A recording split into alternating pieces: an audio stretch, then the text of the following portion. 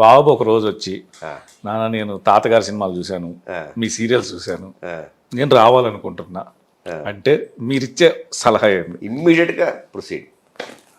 ఎప్పుడు నేను స్టాప్ చేయనండి. నేను చదువులో కానీ మా పిల్లల మ్యారేజ్లో కానీ నాది జీరో ఇన్వాల్వ్మెంట్ ఉంటుంది. ఎందుకంటే వాళ్ళ ఓన్ డెసిషన్స్.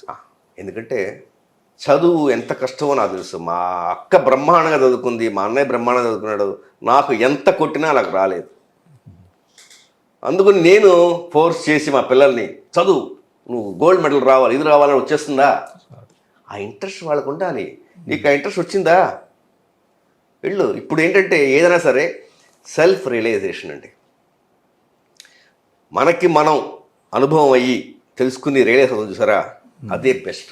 అంతేగాని అమ్మ చెప్పింది, నాన్న చెప్పాడు, వాడెవడో చెప్పాడని చెప్పి వాళ్ళ కోసం చేస్తే మీకు ఇది ఉండదు.